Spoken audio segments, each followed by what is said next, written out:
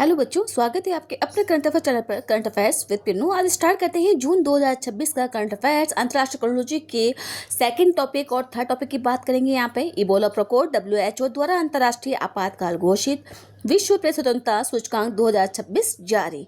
तो इसके अंदर किस प्रकार की रैंकिंग है, किस प्रकार से इस बीमारी ने विश्व को प्रभावित किया है। जितने MCQ प्रश्न बनते हैं उतने मैंने बना दिए हैं। इससे बाहर आपका एक भी प्रश्न उत्तर नहीं जाएगा। जैसा RPSC पूछती है ठीक उसी प्रकार का पैटर्न का प्रश्न उत्तर। तो बने रहें करंट अफेयर्स विद पिन्नू के साथ में, और चैनल को लाइक करें, सब्सक्राइब करें, अपने दोस्तों के साथ जरूर शेयर करें। देखिए प्रश्न उत्तर कहाँ से बनाए गए हैं, आपके सामने है। यहाँ पे अंतर्राष्ट्रीय क्रोनोलॉजी है, उसमें से है सेकंड टॉपिक और थर्ड टॉपिक की बात करेंगे आज, जो आगे विशेष आकर्षण के अंदर लिखा हुआ होता है। आइए देखते हैं आज के सीरीज का सबसे इम्पोर्टेंट प्रश्न, और पहला प्रश्न भी है।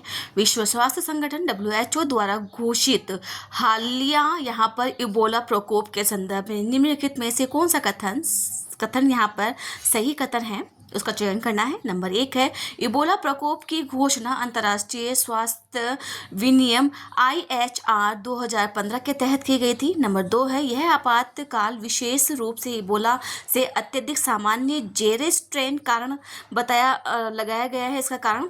नंबर 3 है 17 मई 2026 को WHO ने कांगो लोकतांत्रिक गणराज्य DRC और युगांडा में फैल रहे इबोला वायरस के प्रकोप को PHEIC घोषित किया है। नंबर 4 है इबोला वायरस की खोज के बाद में कांगो लोकतांत्रिक गणराज्य DRC ने यह बोला है कि यह 10वां प्रकोप है।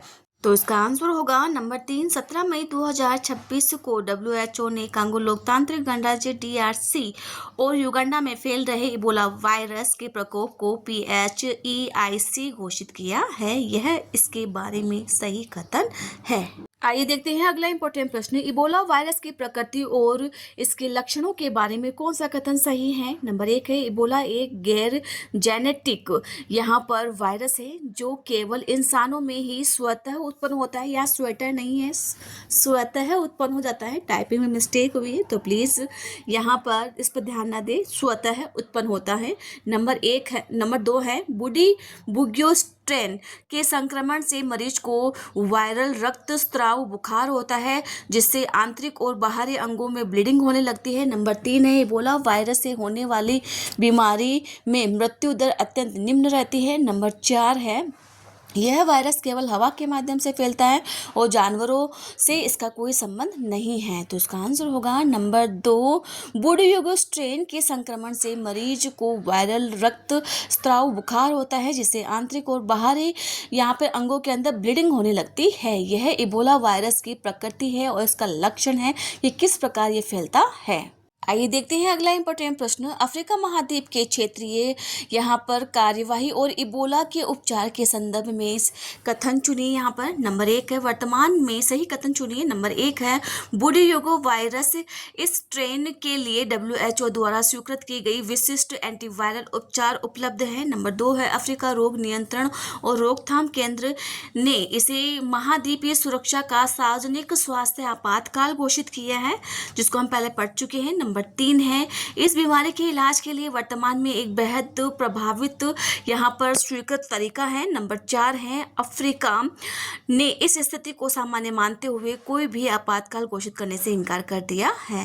तो इसके बारे में सही कथन चुनना है, तो इसका आंसर होगा नंबर 2 अफ्रीका रोग नियंत्रण और रोकथाम केंद्र ने इसे महाद्वीपीय सुरक्षा का सार्वजनिक स्वास्थ्य आपातकाल PHEIS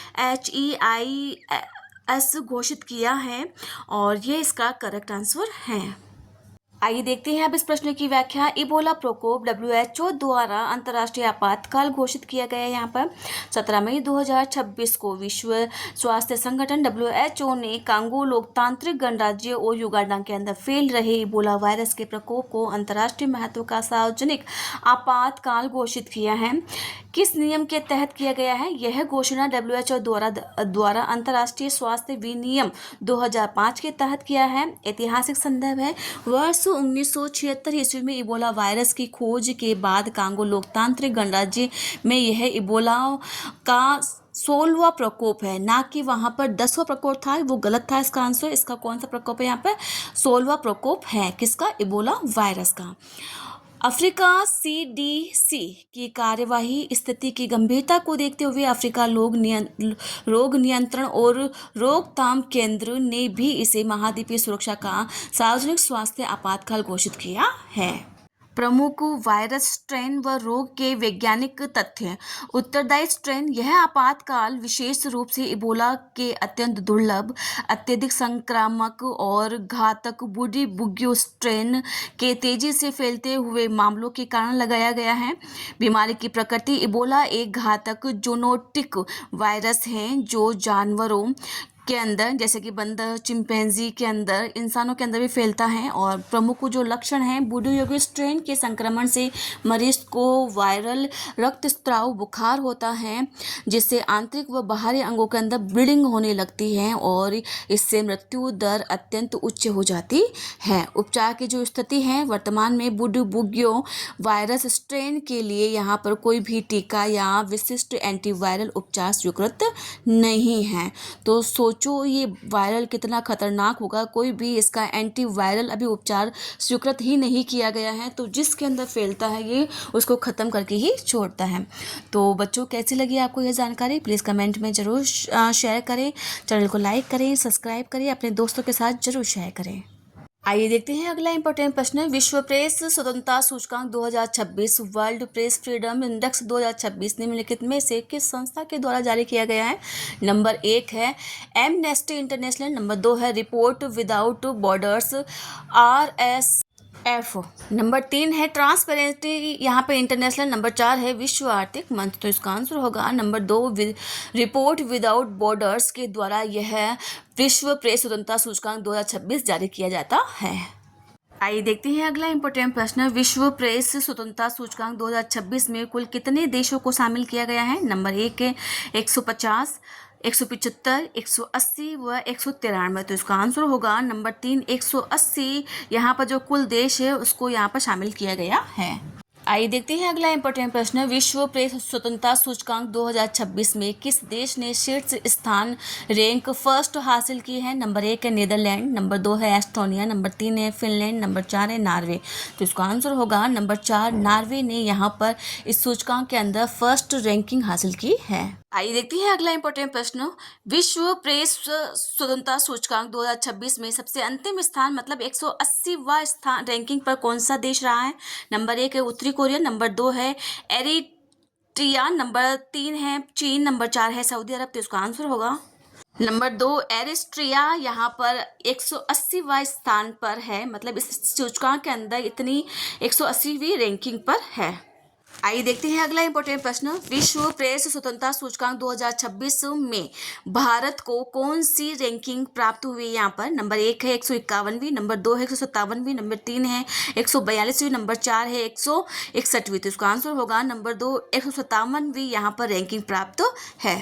आइए देखते हैं आज की सीरीज का अंतिम प्रश्न और सबसे इम्पोर्टेंट प्रश्न भी है। वर्ष 2025 की तुलना में वर्ष 2026 में इस सूचकांक के अंदर भारत की रैंकिंग में कितने स्थान की गिरावट दर्ज की गई है? नंबर 1 है 5 स्थान की, नंबर 2 है 6 स्थान की, नंबर 3 है 7 स्थान की, नंबर 4 है 10 स्थान की। तो इसका आंसर होगा नंबर 2 6 स्थान की गिरावट की गई है वर्ष 2025 की तुलना में वर्ष 2026 की के अंदर। और किस रैंक के अंदर? विश्व प्रेस स्वतंत्रता सूचकांक के अंदर। आइए अब इन प्रश्नों की व्याख्या करते हैं। विश्व प्रेस स्वतंत्रता सूचकांक 2026 30 अप्रैल 2026 को अंतर्राष्ट्रीय गैर सरकारी संगठन रिपोर्ट्स विदाउट यहाँ पर बॉर्डर्स RSF द्वारा विश्व प्रेस स्वतंत्रता सूचकांक 2026 जारी किया गया था। और यहाँ पर हम इस सारा नहीं पढ़ेंगे, बस इसके अंदर जो मेन इंपॉर्टेंट है वही चीज़ करेंगे और उन्हीं के मैंने प्रश्नोत्तर बनाए हैं। फर्स्ट रैंकिंग पे रहा है यहाँ पर नॉर्वे रहा है। सेकंड पूछ सकता है वहाँ पे कि सेकंड स्थान पर कौन है, तो नीदरलैंड है। और थर्ड पर कौन है? एस्टोनिया। इसके अलावा इसमें से एक भी प्रश्न नहीं बनेगा। फर्स्ट पर ध्यान रखना नॉर्वे है, सेकंड पर है नीदरलैंड, थर्ड पर है एस्टोनिया। अब देखते हैं यहाँ पर निम्नलिखित 5 देश मतलब सबसे खराब स्थिति कौन सी है इस सूचकांक के अंदर? सबसे अंतिमवां स्थान है यहाँ पर 180वां, यहाँ पे एरिट्रिया जिसका स्कोर है 10.24। इसके अलावा हमसे कुछ भी नहीं पूछने वाला यहाँ पर। अगर कोई सवाल बनेगा तो अब भारत की जो रैंकिंग है वहां से बनने वाला है। सूचकांक में भारत की स्थिति वर्तमान रैंकिंग 2026, भारत 180 देशों में 157वें स्थान पर है। ये पूछा जाएगा वहां पे एग्जाम के अंदर, और रैंकिंग के अंदर गिरावट हुई है। यह वर्ष 2025 की रैंकिंग 151वें स्थान से 6 स्थान नीचे खिसक गया है।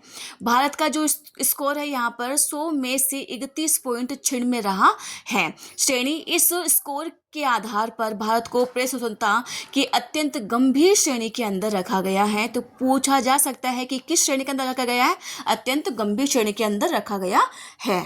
तो बच्चों, कैसी लगी आपको ये जानकारी? प्लीज़ कमेंट में जरूर शेयर करें, चैनल को लाइक करें, सब्सक्राइब करें, अपने दोस्तों के साथ जरूर शेयर करें। Thank you.